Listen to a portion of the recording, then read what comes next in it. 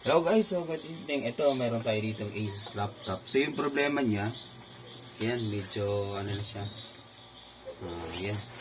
So yung problema niya ay keyboard. So yung ginagawa ni customer, so yung customer natin ay IT din. Yan, dati pa siyang estudyante. Then, yun, nagtapos siya ng IT sa CBS UAC Pocot. Now, yung problema nito ay keyboard kasi nagpa-power on siya. Dito na lang siya. Kumbaga, inaano niya na lang yung power, sinusort niya na lang. Kasi, yung power button ay nasa keyboard. So, yan, nag-order tayo. Order tayo online ng keyboard. Try natin kung okay na ba to. So, ito, kararating lang kanina. May nakalagay dyan, Asus X441. Right. So, this is Asus X441. So, hoping na okay din siya.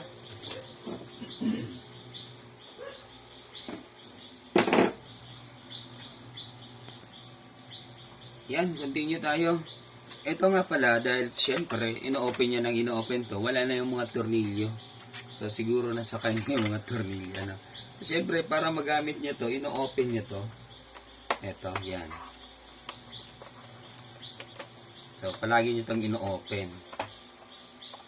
So, yun yung ginagawa niya. Then, nag-external keyboard siya. Ito, notice. Yan.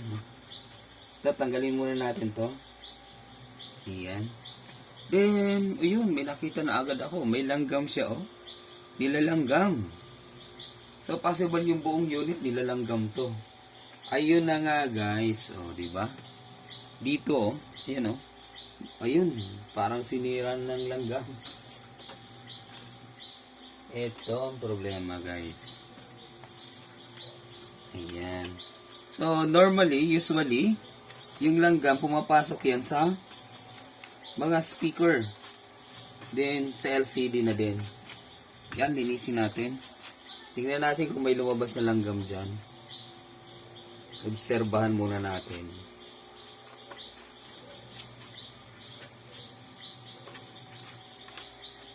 Then, nag-automatic on ito. Nag-automatic on to the sense na, kasi syempre, short niya dito sa parting ito. Ito kasing first and second pin dito. Yun yung sinushort niya. Kinoconnect niya yung dalawa para ano, kasusunod nagdikit na ata. Yan, tingnan natin sa microscope.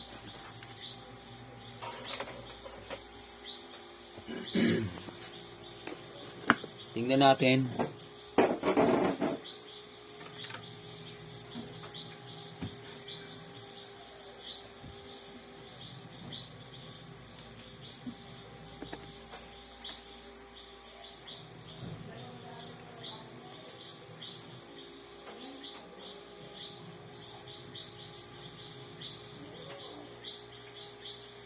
Ayun nga guys, yung first and second pin, short, yun, na-short na nga talaga.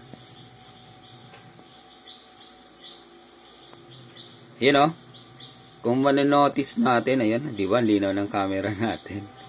Ayan, nakatagpo tayo ng pina-repair na cellphone, then, ayun, hindi na kinuha, hindi na tinubos, kaya yun.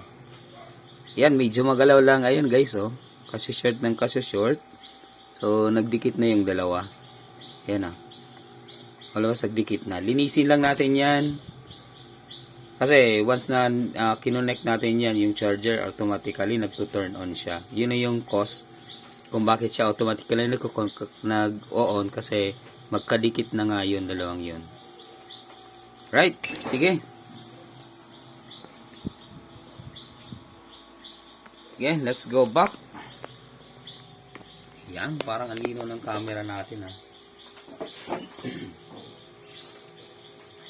Linisin muna natin to guys. Before we proceed to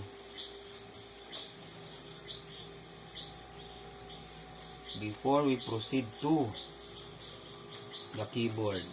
Yan.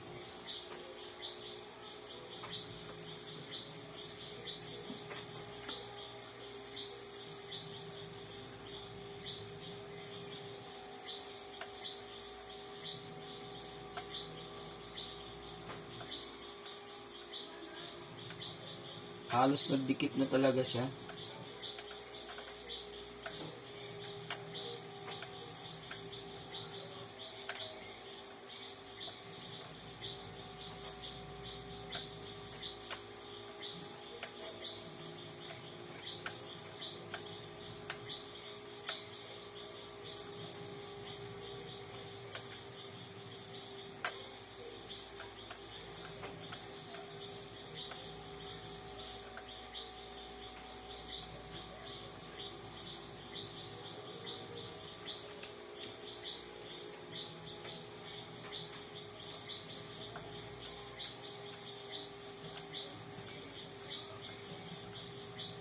Yun.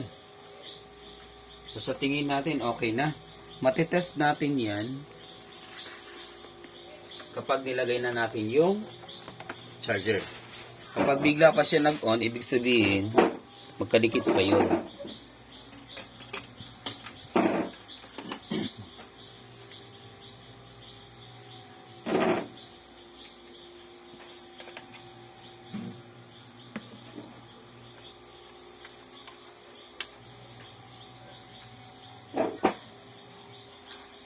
Ayan. So, hindi na siya automatically nag-on. Yan kasi automatically yan nag-on. Kasi yun nga, short ng short, dumikit na yun. So, syempre, medyo maliit, hindi masyadong kita. Basta mapagdikit, okay na yun. So, yun yung purpose nun. Ngayon, okay na siya. Ayan, charging na yan. Then, hindi na siya automatically to turn on. Okay? Sige. Let's proceed. Tanggalin na natin to. So, dito, linisin muna natin tong kanyang ayan. As in, totally, yung langgam talaga medyo ano siya. Dito, sa LCD niya. Yung langgam. Number 1 problema yung langgam. Ano?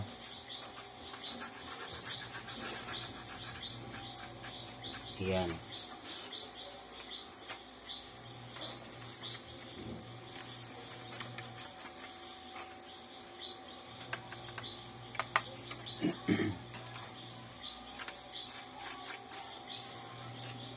Yan, nilinis lang natin. Ito, dito asin totally yung langgam, oh.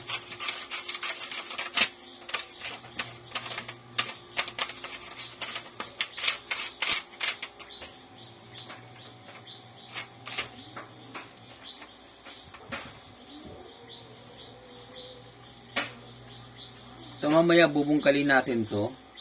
Pagkatapos natin ng keyboard. So, dun muna tayo sa keyboard para matest natin kung okay ba siya o hindi. So, to. Lagay muna natin yan dyan.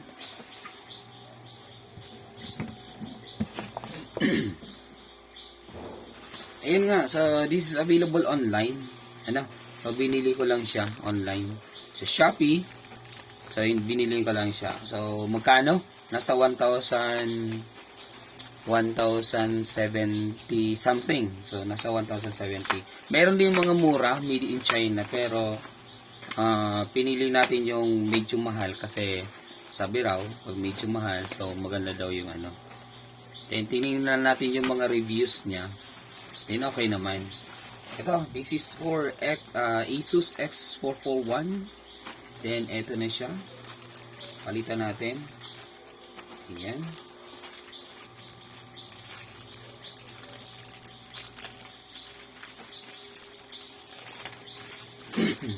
So, wala tayong nakuhang puti. Kaya, black na lang yung pamalit natin dito. Although, white kasi to.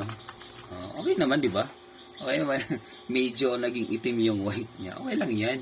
Ang importante, mahalaga, syempre. Meron tayong pinalit na keyboard. Kasi wala tayong makuhang puti. Na. Yan. So, yung gagawin natin, baklasin lang natin to. Ito. Isa-isayin natin yan. Yan, oh. Yan, ganyan lang.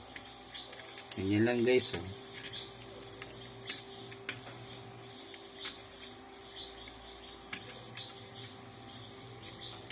As in, totally, ayan, oh. Ang dumi na, oh. Parang nabasa to. Kaya nasira dahil nabasa. Kasi, manonotice natin dito, oh. moisture yan eh. Sa tubig yan eh. Yung mga ganito. Tubig yan, nabasa yan. Kaya nasira yung yung keyboard. Yun yung nangyari. Bakit nasira yung keyboard? Kasi nabasa. Yan.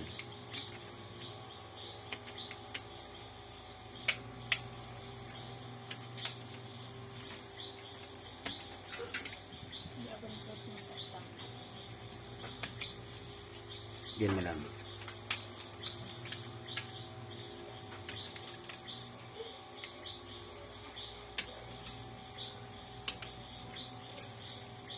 Ito guys, medyo tiyagaan lang to ang pagtanggal nito.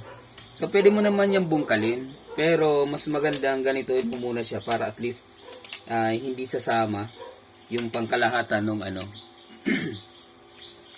yung pangkalahatan para at least maibabalik mo pa din siya. So mas maganda na ito, ganito na lang yung gawin natin.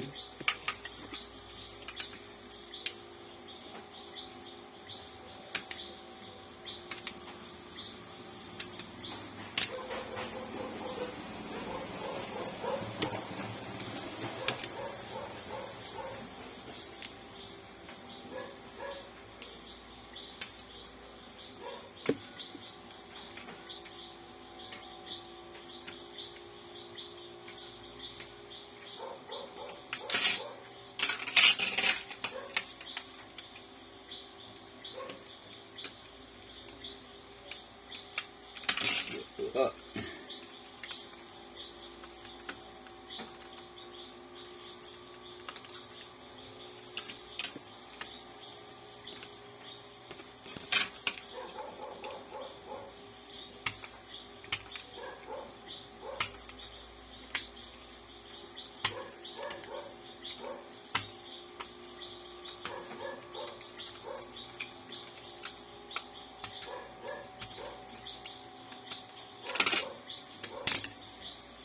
Alright.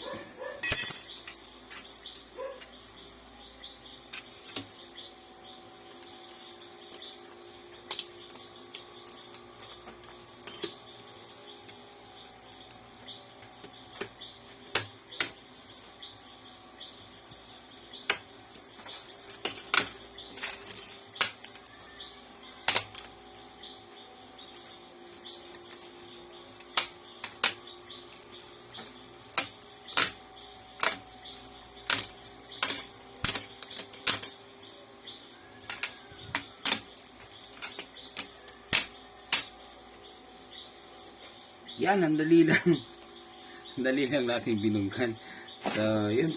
Tinanggal lang natin yung pinakang mga mahalagang parte na kung saan. Ayan, tinanggal yung dumi.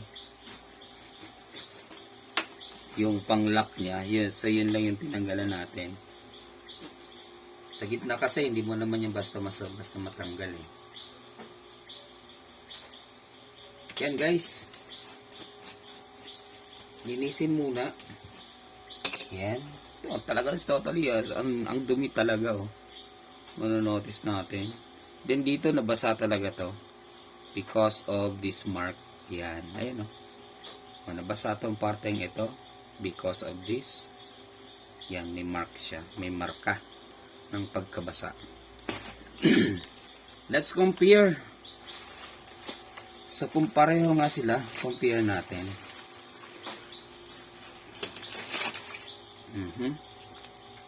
Yan, okay naman. Nagkakaiba lang siya dito.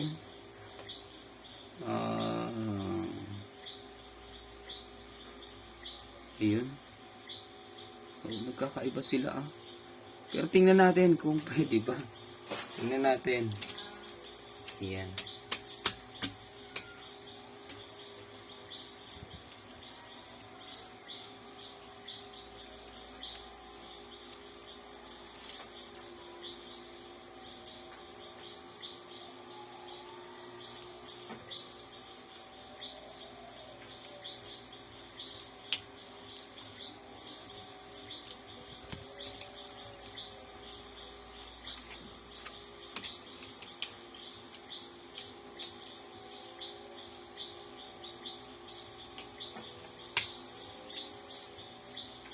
So sa tingin ko okay naman to. Tingin ko lang ha. Yan. Try muna natin.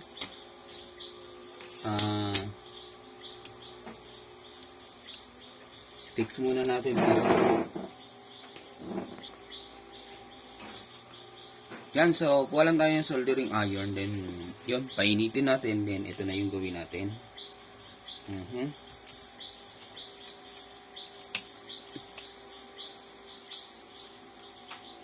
Yan, sundutin lang. Para medyo lumaki. Yan, yan yung magsisilbing block dyan. Ganyan lang guys, ganyan lang. Ganyan yung gagawin nyo. Diinan nyo lang.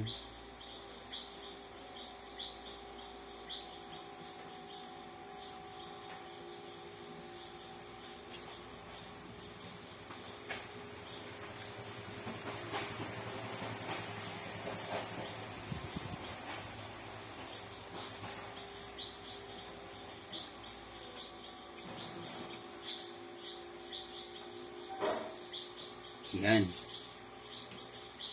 So, dito din, piinan lang yan. Medyo yun lang para at least magsilbing lock. Yan.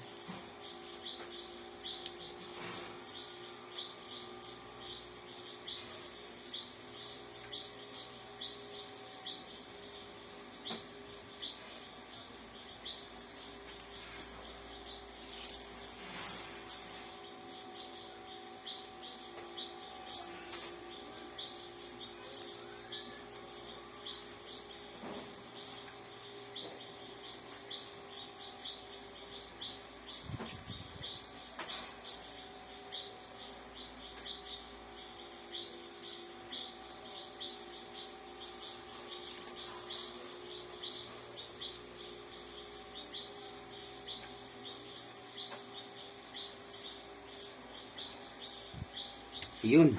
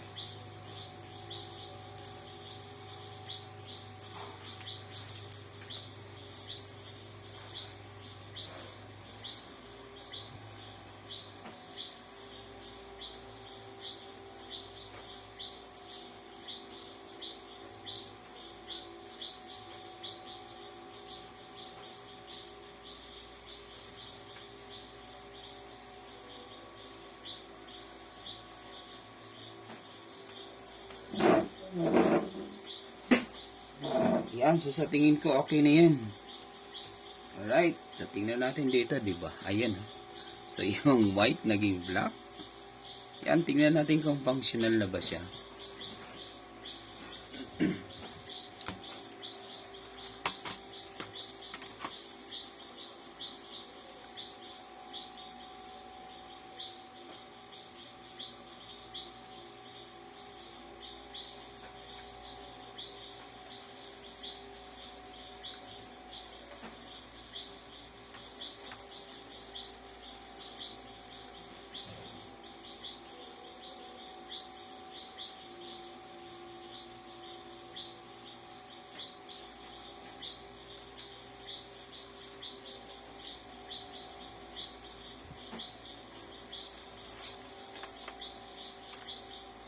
Nako naman.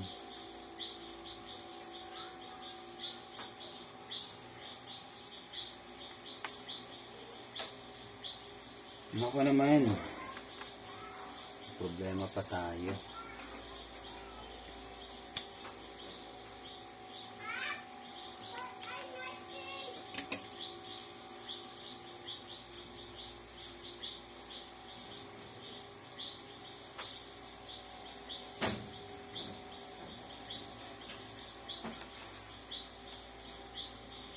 Yan. So, ganyan lang yan para hindi gumalaw. Then, lagay natin ito. Lagay natin itong kulay blue. Kasi, yan yung pampakapal dyan. Yung matigas na parte. Ayun. Ayun. Then, that's it. Lagyan ulit natin. Ayun. Diba? Very good. Ngayon, dito naman tayo sa ating keyboard.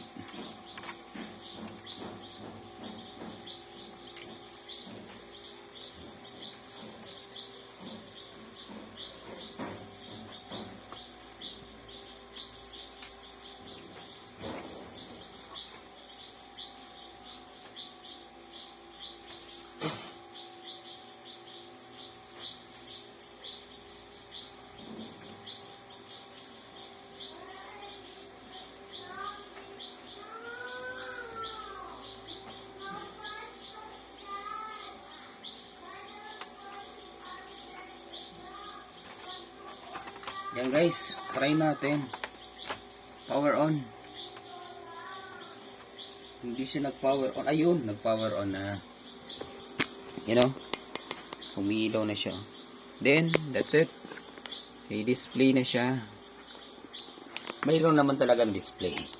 Ngayon, titingnan natin kung functional ba yung kanyang keyboard. Ang problema nito may pin. Something like password. Right, so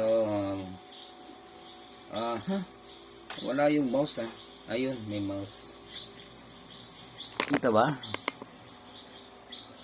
Sige, try natin. 1, 2, 3, 4, 5, 6, 7, 8, 9, 10, 1, blah, blah.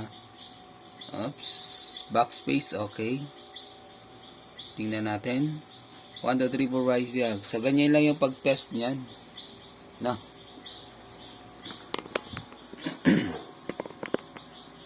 Yan. So, backspace, okay naman siya. Minus sign, plus sign, equal sign. Tingnan natin. Yun. Then, backspace. Then, Q, QWERTY, UI, P, blah, blah, blah. Check natin. Ayun. Very good na. Then, backspace. Next, A. S, D, F, G, H, J, K, enter. Okay. Kamay na yung enter. Ayun. Very good. Then, X, Z, X, C, V, B, N, M, comma, colon, semicolon, shift, P. Tingnan natin kung gumana yung shift. Okay. Shift S. Tingnan natin kung gumana yung kabilang shift. Very good. Then, ano pa ba? Ayan. So, enter na lang. 1, 2, 3, 4, 5, enter. Ayan. Wrong password. Okay. So, sa tingin ko, okay naman yung ano niya. Ayun. Password hint. Me. 1 to 9. Me 1 to 9. Sige nga. Sige nga. Me 1, 2, 3, 4, 5, 6, 7, 8, 9. Enter. Ayun. Mali.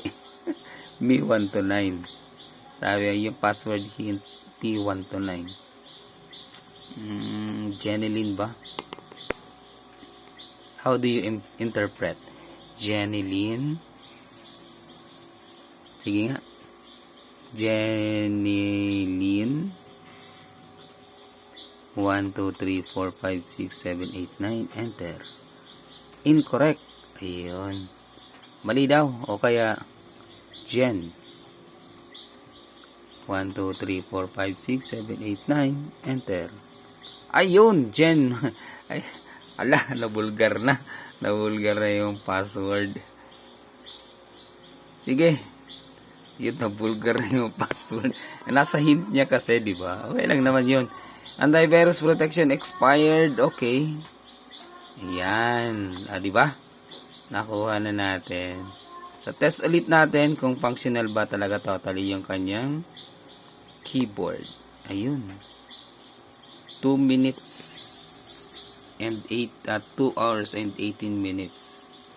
Ayun, okay na to. Hanapan na lang natin siya ng ibang ng mga tornilyo. Lagyan natin ng tornilyo. Marami tayo yan dito. And to double check natin ulit.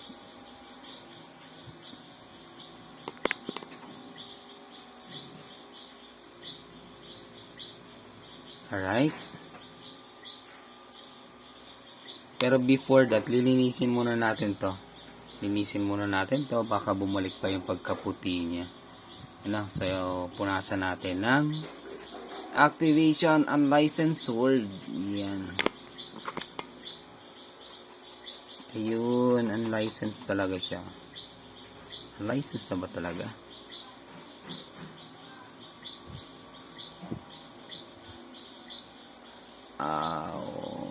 Wow. So, hindi na siya maano.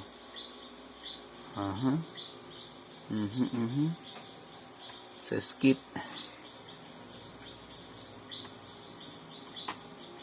Wala. So, X na natin siya. Office 365 pala to. Unlicensed. Ayun, okay naman siya. Ayan. Ayun, kanina, okay pa. Ngayon, hindi na siya nag-function. Ayun. Pwedeng maka-up, pwedeng maka-down. Yun lang. Enter nga. Ala. So, nakalock. Alright. So, yun guys. Okay na siya. So, yan. Linisin lang natin to. Then, linisin natin yung loob. Then, lagyan natin ng bagong tornilyo. Then, that's it. Pwede nang makuha ni customer. Ayan, so thank you so much. This is always your Kotek Altamarino signing off. Yun. Thank you.